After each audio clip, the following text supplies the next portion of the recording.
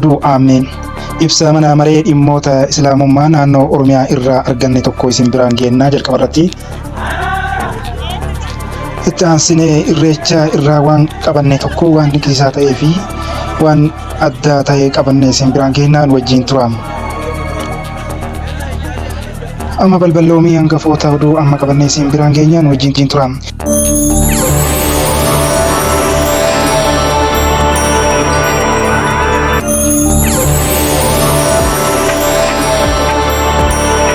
Ibsa mana maree dhimmoota islaamummaa naannoo Oromiyaa irraa kenname isin biraan geenna.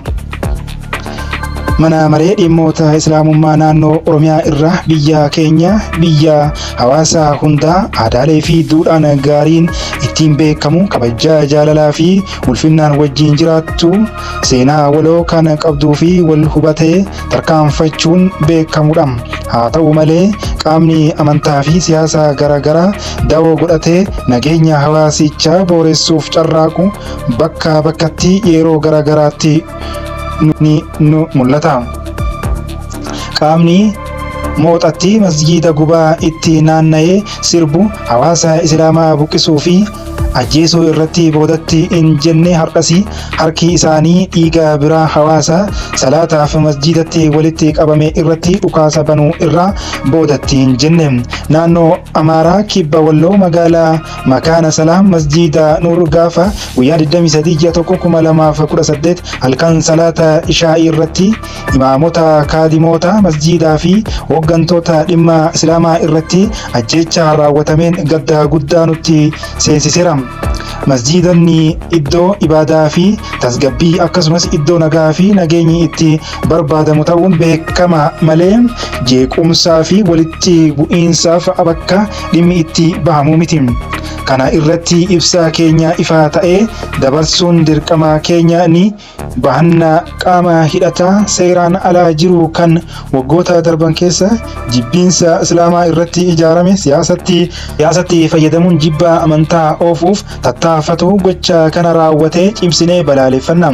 Amantiin dawoo ilaalcha siyaasaa kamiyyuu akka hin taanee fi maqaa siyaasaatiin jibbii amantaa irratti gadi qabamee oofamuu hin qabu.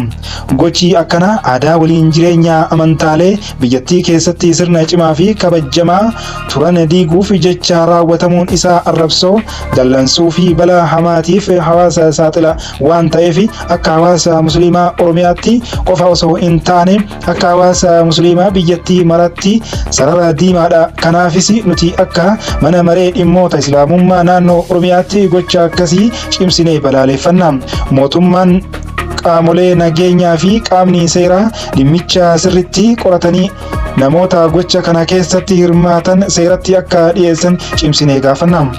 Uummanni musliimaa naannoo kana keessa jiru martinuu manni amantaa fi hawaasni isaa rakkoo fakkaataa fi akka hin saaxilamne eeguu hubannoo waloo qabaachuu waliif birmachuu fi eegumsa barbaachisaa akka godhu hawaasni musliimaa Oromiyaas tasgabbii obsaa fi tokkummaan akka eegnu diina haqaa fi jibba amantaa oofuuf yaalan irraa of eeggachuu akka qabnu ni hubachiifna. Masjiidni keenya iddoo nagaa araaraa fi wal hubannoo ta'uu beekanii eegumsa barbaachisaa akka godhan cimsinee ergaa keenya dabarsina. Dhuma irrattis obboleewwan keenya lubbuun isaanii darbeef Rabbiin ajrii shahiidummaa haa kennu. Maatii fi hawaasa musliimaatii obsaa fi jajjabina qalbii Rabbi haa buusuufi. Dhuma irrattis Rabbiin biyya keenyaa fi hawaasa keenya maraa haa tiksu. Dhiiga hawaasa keenya musliimaa maraa bakka jirutti harka badii akkanaa irraa Rabbi haa eegu. Mana marii dhimmoota islaamummaa naannoo Oromiyaa irraa Finfinnee fulbaana 2018 akka lakkoofsa Itoophiyaatti.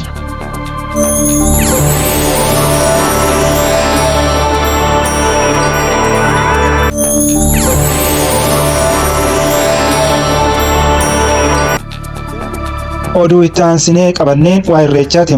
Irreechi ayyaana uummata kuush bahaa gaanfa Afrikaa Itoophiyaa keessatti waggaa waggaan ji'a fulbaanaa haala ho'aan kabajamudha.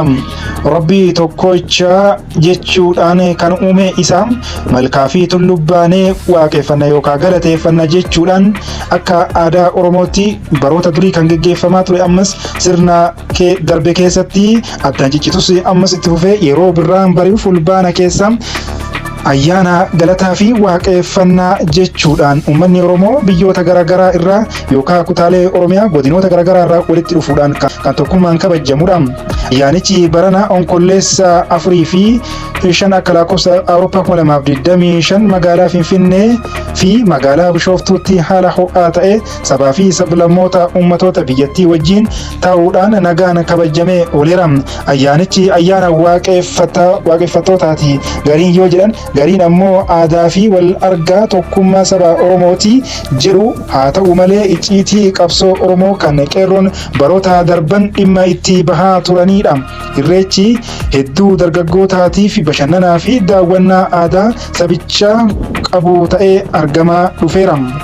Daawwattootaa fi dhaggeeffattoota Ardii Miidiyaa Konnekshin qophii keenya kan biraa kan oduu irra xiyyeeffate hanga qabannee deebi'utti nagatti isin jechaa toora keenya laayik, sabiskiraayib, sheer gochuu hin dagatinaa isin jenna.